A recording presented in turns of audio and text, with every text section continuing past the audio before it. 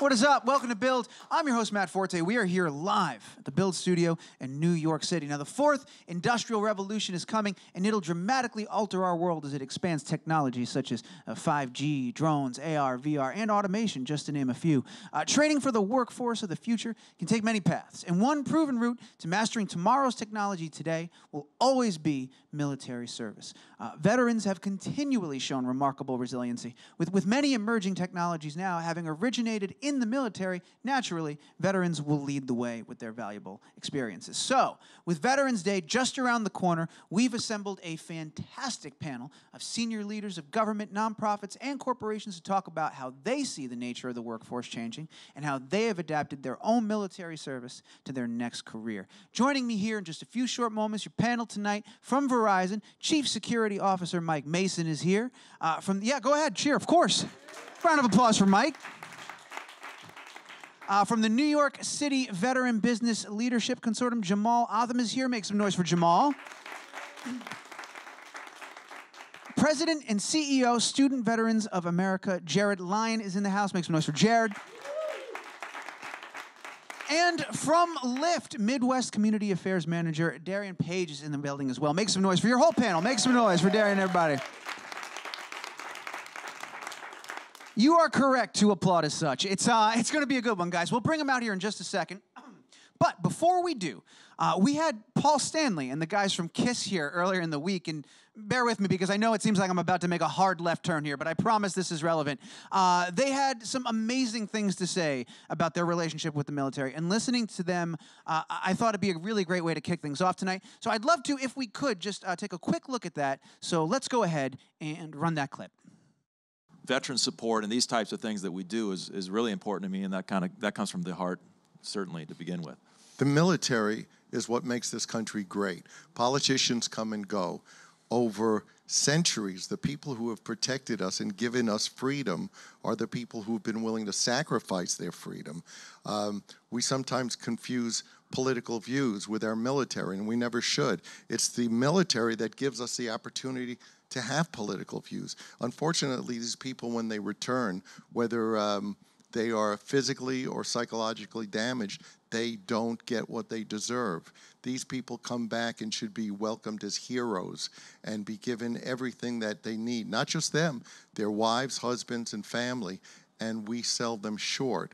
So for us, whether it's giving $1 from every ticket to Wounded Warriors or other organizations, or bringing a color guard out on stage, or, oh my God, God forbid, we actually sometimes do the Pledge of Allegiance because it's cool. Patriotism is cool.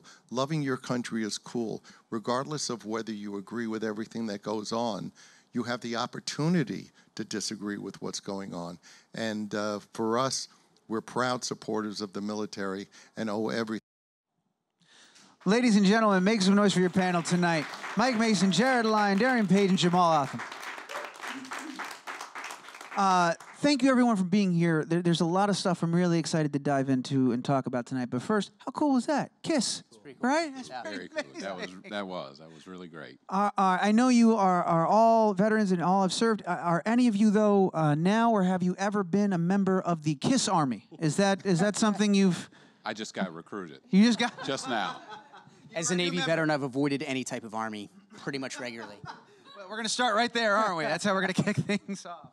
Well, welcome and thank you so much again for doing this tonight. We're gonna have a great discussion, a lot of great things to talk about and dive into. I figured it'd be great before we get into the weeds is just give the folks at home a little bit of context and just go around the horn, talk about who you are, a little bit about your experience and what you do right now. So sum up your life briefly, if you could. Go, Mike. We'll start with you. Okay, I'm currently Chief Security Officer for Verizon. I served 5 years in the Marine Corps. My son is a first lieutenant in the Marine Corps now.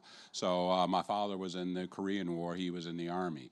So after the Marine Corps, I spent 23 years in the FBI. I retired from there in 2007 and became Chief Security Officer for Verizon. Well done. Thank you, Mike.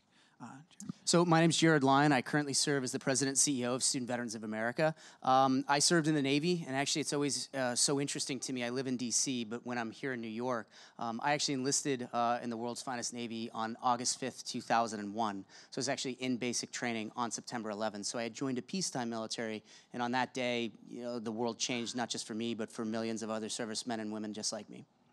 That's incredible. I knew this was going to happen, but I feel like we could have hour-long discussions just on each of your individual stories, so I appreciate you sharing them so briefly and succinctly.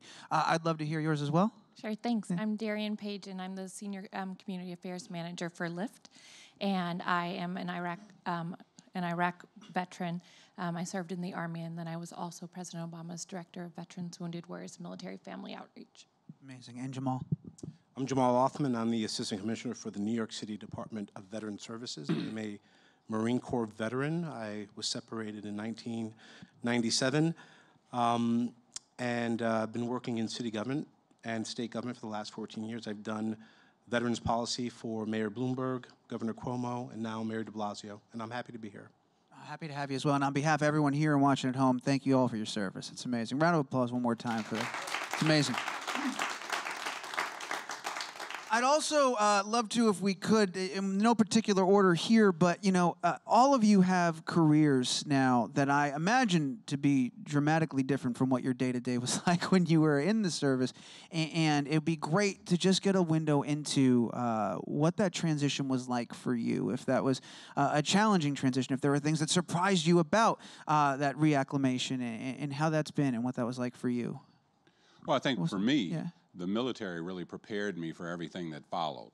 Actually, starting with Officers Candidate School, you know, if you follow the tenets of that leadership, that leadership model served me in the FBI, and it served me at Verizon. So I really think that the military is a good base for whatever one might choose to do afterwards, whether they choose to make the military career or pursue a career outside of the military. I think you can't go have a better preparation than the military.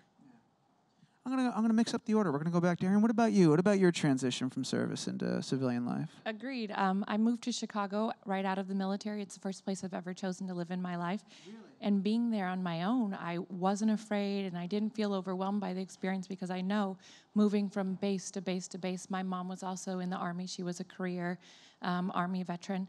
And so she had us go to I went to 4 different high schools. I lived in many countries. I lived all across the United States. And so I had to make friends and establish myself everywhere I went. So when I moved to Chicago to go to school, it was a no-brainer. It was an easy transition. Why Chicago? It's your first time you get to choose, and that's where you chose. I'm not knocking that as a great decision. I'm just curious. Now, don't judge me. I'm not judging one bit. I followed a boy. Oh, story as old as time. Really? Yeah. Very much so. Yeah, everything happens for a reason, right? It worked out well for me. There we are. Perfect. I'm a Chicago native, so I don't need you being an apologist for Chicago. There's... Listen, I love Chicago. All right. Well, the secret was revealed. We all assumed that's what it was going to be, but no, it was the deeper story there. Like I said, we could do a whole hour just talking about that. That's we got a lot to get to. Let's run back down to the front. Joe, how about you? Yeah, I separated from active duty in 2005, and I moved to Orlando, Florida, mostly because that's where my parents lived, and at the time, it made the most sense as I was thinking about getting out of the military and going back to school. But for like a lot in my generation of post 9/11 veterans, you know, I do a job today leading a nonprofit, doing a lot of research, policy, program services that are really different than life on a nuclear submarine, for instance, right? But, you know, I'm like a lot in my generation in that nearly 87% of post 9/11 veterans wind up doing a job post-military that really has little or nothing to do with what they did in the military. I think what we take from that military service are a lot of the intangibles Mike was talking about, right? Like leadership, decision-making, the ability to organize, et cetera. And those are the things that we bring home to civil society with us when we come out of the uniform. And Jamal, we'll go there because I got a lot I want to unpack from all of your answers as well. So let's start with that. Yeah, so, you know, I'm born and raised in New York City. Little fact about me, I've lived in every single borough in New York City. I have. But born in Brooklyn, raised in the Bronx. I had a different transition experience. I grew up in the South Bronx for most of my formative years and joined the Marines in 1993. Was deployed to Bosnia and the former Yugoslavia. Marine Corps was not as challenging as I thought it was going to be, especially in upbringing in the South Bronx. But what I would have to say is the biggest challenge I ever faced to date was my separation from the Marine Corps. I was completely and utterly unprepared to come back to civilian life after the Marine Corps, which resulted in having some really difficult life crises that now inform how I work with veterans and how I develop policy. It's interesting. I'm curious, now that you guys are in the positions that you're in and you're helping today's veterans and young men and women make a transition that you yourselves have made, is there something you observe about their journey that's distinctly different because of this fourth industrial revolution, because of all this new technology that's emerging? Is it a different set of challenges? Is it more exciting and more, maybe opportunities they're afforded that you wish you guys had when you made your transition? Just what are your observations as they enter this world with this technological landscape that we have in front of us? And we can start anywhere, it looks like, Darienne, yeah. I'll take it. So I separated from the military before the post 9/11 GI Bill. So I came out without the financial skills and without the financial support that I would need to go to school. And I think that organizations like SVA have really championed helping veterans get more acclimated into transition life and what life post-separation looks like. I think that this new generation of veterans, they're more tech savvy, they have the experience, but they also have this ability to really self-start, and they have these soft skills, they say, people call it soft skills, but really these intangible skills of leadership and the ability to take a task and with little direction really lead with that. And that's huge in this, especially in an industry where I work, where we need people to see this new technology and this disruptive industry and say, hey, I'm going to make this my own. And at LYFT, we really talk about, being yourself and creating fearlessly, and veterans are poised to do that. And one of the things we do, we invite in cadets from West Point.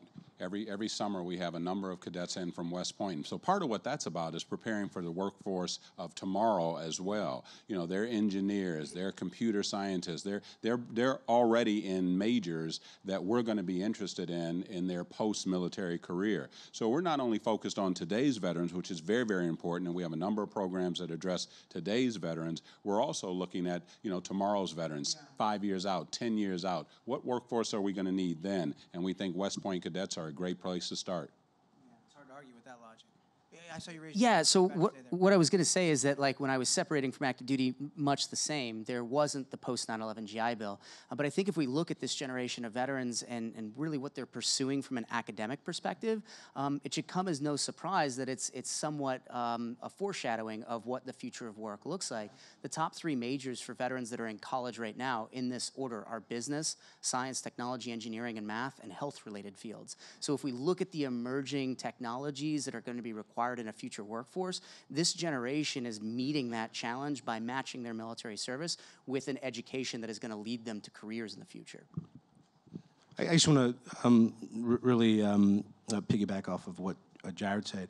When you look at government, in particular city government and civil service, we could look 3-5 years from now and look at the rates of retirement and see what are the jobs that are going to be in demand, and it's those top 3 categories that Jared just mentioned. So New York City must look at veterans not only because of their strengths, but because we need them. So we're definitely looking at that. As we're looking into the future, what role do you see technology playing?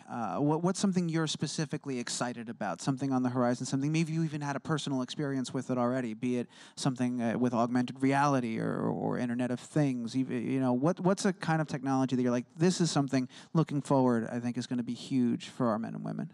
Well, when you think about Verizon and 5G technology is fascinating, and it's really exciting. The idea that a physician here in New York could be doing surgery on somebody in Kansas is really, really exciting. You think about autonomous vehicles, autonomous fleets of trucks, things along those natures. So I don't like to think of it as eliminating jobs. I think about it as creating a different workforce. And when you mix in the qualities that veterans bring to the table, you add that to the technical skills they're getting today, and you've got a really powerful workforce in waiting 5-6 years from now. not to cut you off, but you mentioned something that I'd love to get, Darienne, your perspective on. Obviously, coming from LYFT, you hear, AI is huge, and of course 5G. You decentralize a lot of that process, and you allow a lot of amazing things to happen. What are you looking at on your side? Because it feels like something that is going to impact LYFT's business in a big way. So what are you looking at down the road, 5 years, 10 years? I mean, we're definitely looking at AV. We have partnerships with 6 different organizations around AV, but at the end of the day, people are always going to be at the heart of what we do, and we know that, especially with our driver base, 10% of our drivers are veterans. So we want to continue to pull them in and continue to make them a part of the process and continue to invest in them, and so that's what I think that we're doing. Are you guys looking at too, like the evolution of what the human demand is? Maybe it's on a different side of the business than it is today. Maybe it's not about driving. Maybe it's more about servicing the vehicles. Maybe it's more about operating them, even though they're operated remotely. Like, is everything on the table? Blue sky? Are you guys looking at all? Everything's on the table. I mean, everything from service to operations to the technology of it to the hospitality of it, and all that plays behind the scenes. All of that's going to be a factor in this. So augmented reality is something that is wicked cool to me. And so we've got a former Student Veterans of America chapter leader in upstate New York at Syracuse University. He's actually a former Army infantryman, and he has started a company that leverages augmented reality as a technology for an industry that has broadly been behind technology. It's the construction industry. So actually he's using augmented reality as, you put these glasses on and you walk into a building and you can understand, what are the measurements of the building and move things out. But then I start thinking of it from a policy perspective. How can city codes and city enforcement be done in the future? Or how can an architect in Arizona be designing a high-rise in New York without ever having to travel in between those? And so he's actually applying augmented reality to the one industry that has been sort of slow to catch up. And just sort of looking at that, both he and I are sons of tradesmen, right? My dad was an electrician, his dad was in construction, and being able to apply that as a solution to the future, I think is just amazing. That is fascinating. My grandfather was a tradesman as well, and I never thought of AR in that capacity and the impact it could have, like on a construction site and on a work site like that. That's pretty wild. What about you, Jamal? What are you super excited about? What kind of technology have you had a personal touch with that you're excited to see in a bigger way?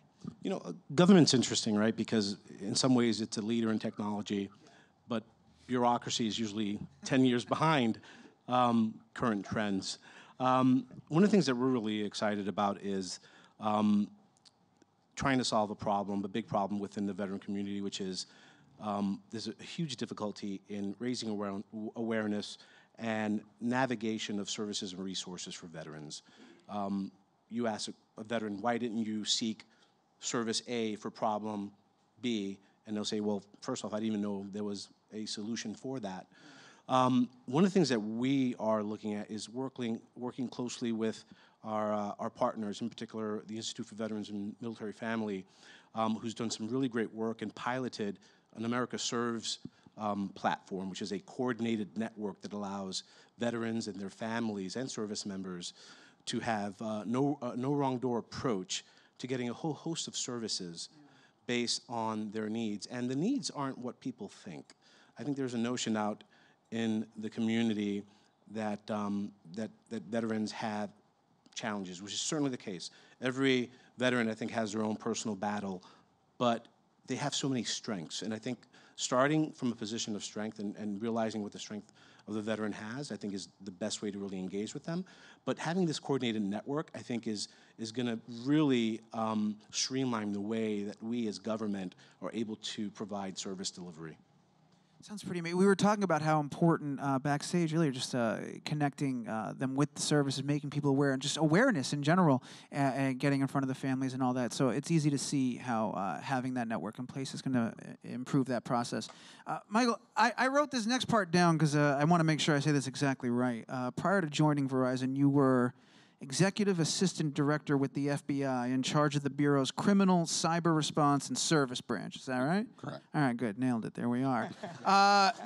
You and I could have a talk for hours. Just in general, I want to talk your ear off. But the thing that I really wanted to know that I was very curious about is as the ways we communicate and evolve, AI-driven bots are clouding, the way in which we talk and swaying conversation. What, in your opinion, does the FBI need to do to stay ahead of that? How do they need to grow within this world to stay ahead of what we're seeing now? Well, several things. Number one, the people that they hire, it's no longer about having big guys or anything like that. It's about their brain. It's about what they're capable of doing, what they can bring to the table, because obviously they don't have unlimited resources. So they're going to have to use all the technologies we're talking about to fight crime as well. For instance, data analytics. What are data? We collect reams and reams of data, but who do we have that can make that data talk to us, make that data make it intelligence, not just data points? So I think it's who the FBI is going to be hiring, but obviously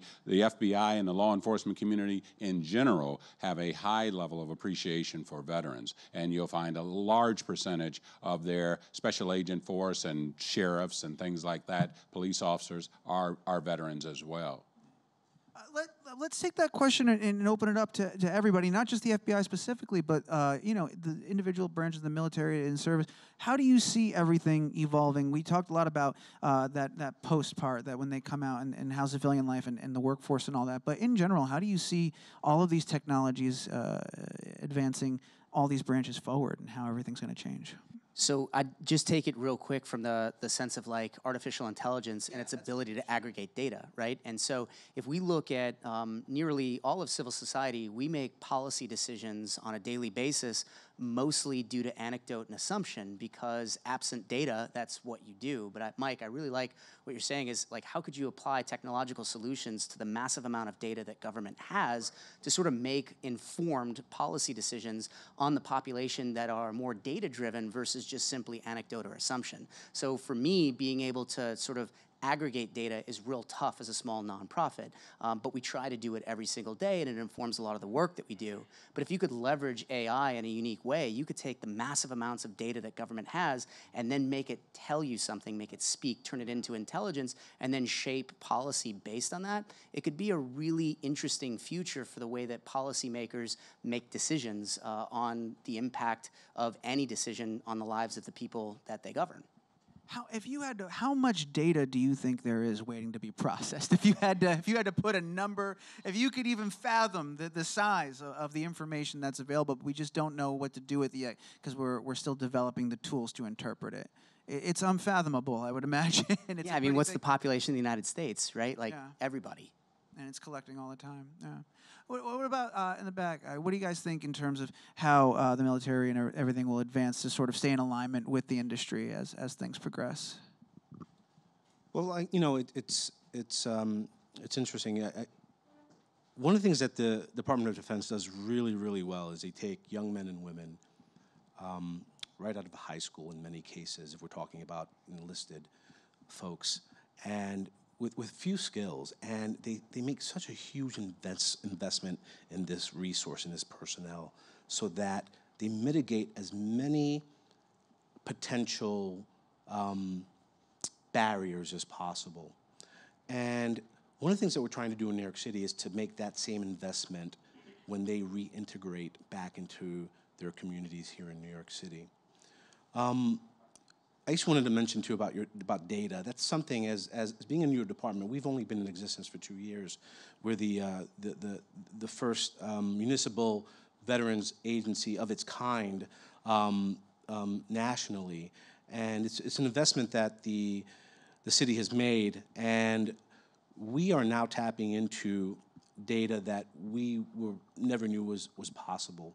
There's about 208,000 veterans here in New York City, and we maybe know information on about 10 to 15% of that. And we are developing data processes now to be able to aggregate that data and to be able to make informed decisions. Because I think many times government, particularly city government, finds itself in the position of being a catcher's mitt. It's the safety net when a veteran is not able to get the resources that they need from the VA or from the state. And oftentimes they come into our office and we're able to engage with them on a level that no one else has been able to do that. Those numbers, and to be clear, you're specifically talking about New York City. Correct. Right? Yeah. So it would be safe to say that, yeah, the AI and the aggregation of that data and the analyzing of that data, that's going to be huge for you guys moving forward as well. Absolutely. Are there any other issues you've identified unique to New York City in your time? I know it's a 2-year program, but like in the time that you've been here, have you identified anything that's specific to New York City? You know, interesting. A lot of the data that we see so far trends with national data, and that goes to the notion that, I mean, veterans really are an example of every one of all our communities here in the United States. I mean, they are a segment of that population that you know, you have groups from all different backgrounds who join the military. So you see that in the data as well. Darienne, I saw you raise your And for me, when you look at the military, it's always been on the forefront of technology, whether it's defense systems to training service members. You take an 18-year-old right out of high school and teach them in a very short amount of time how to be an emergency technician, you know, and so where you take that training and how you track those service members that you have made $1 million investment in and what they do with that after, I think that's a level of data that we really have to focus on and see, you know, where we are pushing policy forward in the military, taking that to where we do that with transitioning service members. You know, veterans are like Neo from the Matrix, right? You know, they you plug them in and they're able to take vast amounts of information and leverage it and make it useful and be successful with that information. We see it in the early part of their indoctrination into the military, and we also see it when they're separating and when they become student veterans. Well, that ties into something that I wanted to ask Jared about. I heard somebody inhale. Was I cutting somebody off? Mike, did you want to say something? No. Okay, cool. We're just breathing. Doing it, brother. Crushing it. You guys are great, by the way. You guys are fantastic. Loving that tie, by the way. Mike and I are tie buddies tonight. I don't know if you know, we're both wearing ties up here. Jared, I wanted to ask you, I saw a tweet that there was a fact in there that half of student veterans work full-time while in college, half. And I'm curious, first of all, that's amazing, but looking ahead, what do you expect that number to do, that percentage? With the new technological things coming with the fourth industrial revolution, do you see that number going up? Do you see it going down? What are your thoughts? Yeah, so if you think about it, the GI Bill is probably the most generous education benefit, arguably, that our government provides its citizens to go to college. That said, it was designed for a 22-year-old single person with no dependents. Right. And just over half of all veterans, when we go back to college as student veterans, we're married. Some 47% of us have kids, and about 19% of that population are single parents. So broadly, we're grown-ups when we go back to school. So even though the GI Bill is generous, we often have to work to put food on the table. But I think there's an often overlooked portion of that population. It's the nearly half of student veterans that are married and back in school too.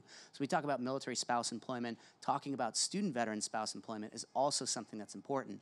But all of that leads to, I think, really where industry, government, anybody that's hiring is starting to wake up to the talent that exists within post-secondary education among the student veteran population. I often refer to us as talent hiding in plain sight. It's the last place that you look to try to find an educated population to join your workforce, but you should be looking at the student veteran population. And where I see it shifting is that when industry is waking up to that, they're now starting to talk to student veterans about the importance of internships, externships, and co-ops while they're in school. And what we're going to start shifting, I think, or seeing a shift, is where student veterans will stop just working a full or part-time job to keep food on the table while they're going to school, often 15 credits at a time, but instead start working at the same companies like Verizon or LYFT or even the mayor's office in government while they're in school. So they're being put to work right away, leveraging that skill that they have in the military whilst they're trying to go to college to not find themselves. My generation of student veterans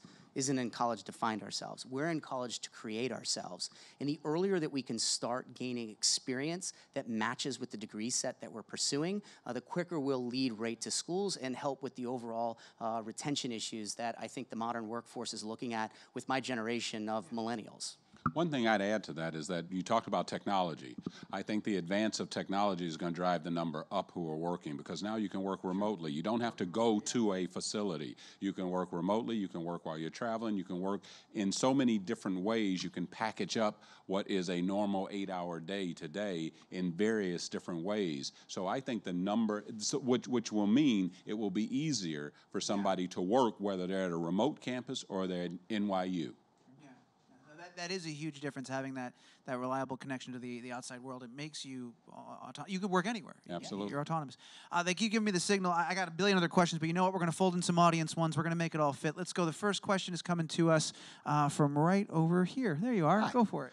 Was there any key professional relationship for you that really helped you transition into a civilian career, and what was it from that person, hopefully a civilian, that helped you make that transition? Well, the thing I'd say is having a mentor. Having somebody, particularly if the mentor served in the military as you did. Now, the difference between me and all the other people up here, I served in a peacetime Marine Corps. We weren't in any conflict at that time, and with my son in now, I hope we're out of conflict really soon. Make no apologies for that. But I think it's having a mentor, having somebody who can help you navigate through the culture that is in the private sector company you might be coming to. People talk about you have to learn the culture of the company you come to, and talk about that like it's a soft skill. It's something you really need to understand. It wasn't difficult transitioning from the FBI to Verizon, but it was a totally different culture. And I'm happy that I sought out mentors who could help me navigate those whitewater rapids. Yeah, so Brian Bevins is the guy's name for me. So I separated from active duty in 2005. I took a job at Northrop Grumman, and I went to community college at night. When I first got out, I was enlisted in the Navy. Brian, actually, though a civilian, was also a veteran. He was a salty, crusty old Navy chief, retired. And he sat me down the second week that I was at work and sort of said, Lyon, what do you want to be when you grow up? And I sort of sheepishly answered, well, hopefully a college graduate. He goes, are you enrolled in classes?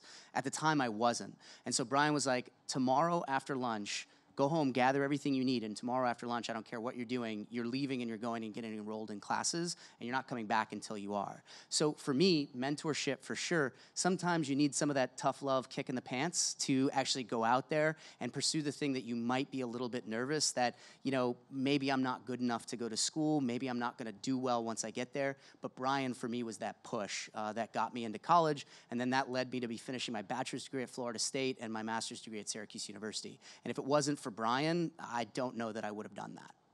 And so where he has a Brian, I have a Bobby. And so veterans take care of veterans is what we know. And once you're out of the military and you're in the civilian world, you still seek out those veterans because you're looking for that camaraderie. And so for me, a guy named Bobby Weiss took a chance on me and said, why don't you come volunteer and intern on the Obama campaign? And that started my entire career in the federal service. So just having somebody willing to take a chance on you and seeking out those people has been really helpful. Well, I unfortunately did not have anyone in particular that I could point to early on during my transition.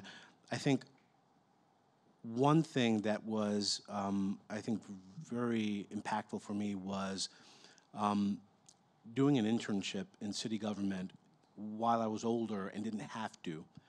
And that put me on the radar of folks who saw what the possibility of hiring a veteran was. And I think if anything, they got more out of the deal than I did because they knew that they had a new source of talent to go after. But there were individuals, many of them who were much junior than I was just so impressed by their professional demeanor, their outlook, their intelligence, and they weren't veterans at all. And one of the things I learned from the military, from the Marines, was when you see a good leader, you go after them and you learn as much as possible from them. And I did that with maybe a handful of individuals in city government, and I wouldn't be where I am now if it wasn't for maybe 3 or 4 people that I could point to. That's a great question. Thank you for that. Our next one's coming from right here on our green couch. Hi. So you talked a lot about artificial intelligence sort of in the civilian side of things, but I was wondering if you could talk about how you think that AI will affect the military and the way that we operate in the field. And we kind of already see it now with drones that are operated on the other side of the world, but how do you think it's going to continue to grow in the years to come? I think one thing I see is I see a relationship between the more technology the military uses, the less people they need. And we see that, and Jared and I were talking about this backstage, that if you look at the numbers of those deployed in all the different conflicts in the 20th and 21st century, you see that it decreases dramatically, between the Gulf War and conflicts now. I mean, you had about 2 million, is that right, Jared? About 2 million that were deployed to those two theaters. So technology, I think that's what you can see that trend to continue. Yeah, I mean, so I'm not a defense expert, right? Like, it's one of the things I'm often very clear about. I served for 4 years in the Navy, so it doesn't make me a defense expert. But I'm kind of excited to see what the military has by its ability to sort of advance technology as it always has, right? Like GPS, for instance, is something that, during the first Gulf War, we would have never been able to think that we'd have some sort of technology like that made to the mass market. And now I can't get out of my driveway without my GPS, right? And so for me, from an artificial intelligence perspective, I think that you can look to the Defense Department to try to be on the cutting edge of technology for the purposes of defending our nation and keeping us free and safe, as well as the troops that will do the future jobs of the military safe and effective and lethal at their job. To that end, what I'm really excited about are the things that I can't even have enough brain power to envision, and that's how those sort of amazing technologies that are somewhat ethereal right now could be leveraged in the defense of our nation and then later commercialized to make our lives better. What do you guys think? We have one more question. We're going to get to it in just a second. But like, you familiar with was it Boston? What's the name of the company again? Boston Dynamics, the robotics company. Like every couple of months, you guys know Boston Dynamics. Every couple of months, they put a new video up of their nightmarishly capable robot that they are making walk upstairs, downstairs, whatever. Joke in there. Yeah, totally. And like teaching how to do things. You got advanced robotics. Between that, the AR and VR and all these different technologies, we've talked about the workforce. What about in the rehabilitation side? Are you guys excited at the ways in which we can move the needle there for when our men and women come home? All the new tools that are available there. Is there any technology in that field that you're excited about? Well, I would say even before rehabilitation, I've been to Walter Reed. I know it's not Walter Reed now, but the hospital there to visit veterans who are wounded. What I am stunned by is the severity of injuries that our veterans have suffered in a wartime environment and have lived to talk about it. Things that they would have been gone in Korea, they probably would have been gone in Vietnam. So even before we get to rehabilitation, it is amazing the technology that's used on the battlefield that has brought soldiers back who otherwise would not have even lived. So when I was at the White House, I actually visited National Naval Medical Center, which is what the Walter Reed is now called, once a quarter for several years, and we had injured service members coming to visit us on a consistent basis. And just the progression of not only the injuries, but the ability to recover based on the technology that was available to them, whether it's there in these rooms where they are going through the process of experiencing their trauma over again, or it's their prosthesis. We're looking at quadruple amputees who are now surviving post-combat because of the technology that exists. So it's leaps and bounds from when we started in 2003, and it just continues to grow. So we're going to do one more. We got one. Thank you guys so much. We've got one more question. It's going to be right here on our mark. Hi. So first of all, thank you so much for your service. Do you have any skills that you learned while in the service that have helped you later on in your career? Well, that's an easy one. All of them. I mean, really, what the Marine Corps taught me, as an officer. So, for example, something simple: you eat last. Your troops eat first. Things like that have applicability in the private sector as well. There's nothing I learned in the Marine Corps that doesn't have application in both the FBI and now in the civilian private sector. So, really, it was a bucket of experiences that I took from the military that I've been applying for my professional life ever since. Yeah, I'd build on that to say that the military taught me that people matter in a way that I wouldn't have anticipated. Knowing that before I came into the military, I didn't really come from a military family. I didn't know that many people that had served before, so I sort of had like a movie version of what the military was. But it's been overwhelming how much that has impacted my career and my ability to, as I've taken big steps in progressive leadership, that people matter. The second thing is the ability to make decisions. I find that a lot of folks, especially when they're earlier in their career, I'm only 36 years old, but I find that a lot of my contemporaries that didn't serve in the military often struggle with big decisions that they have to make. Something that the military taught me is that a 70 or 80% solution today is better than 100% never. And so I've found that it's really been helpful in my ability to ultimately make a decision with the information that we have available and then be able to live with it. And I'm really grateful for that because it's carried me in my career. And a little different from him, where he did not come from a military community. I did come from a military community. My brothers and sisters, we, for the most part, all served. My mom put 5 of 6 of us through Army basic training. And so we learned to depend on each other. She was a Gulf War vet, so she understood. But the ability to depend on each other, to keep the people that you are serving with close and make sure that you take care of each other, where he said people matter, they really do in a military community, and the ability to depend on one another is so paramount to that.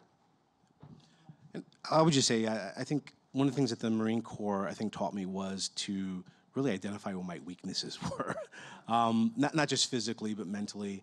And I've always learned that if there was something that I thought maybe I couldn't do, you'd be surprised how far you could get. There's a saying, and I'm sure all the branches have that, which is, when you think you've given 100%, you actually got 50 or 70 more % to go. And that's something that I uniquely learned in the military, and I think all soldiers, sailors, Marines, and airmen learn that. That's a great question. Thank you for that. My follow-up would be, you ever surprise yourself? Like, never thought I'd use this again. All the time. I still do. Yeah, you still do. Yeah, it's amazing. Well, we're running out of time, so we're going to wrap things up here, but I want to thank everyone. I want to thank our audience for being a wonderful audience. You guys are fantastic. Those questions were great. And, while you're applauding, you might as well keep it going and join me in thanking our amazing panel one more time. A huge thanks to Mike Mason for being here, Jared Lyon, Darienne Page, and Jamal Othman. Thank you, everybody. Have a wonderful evening. Thank you.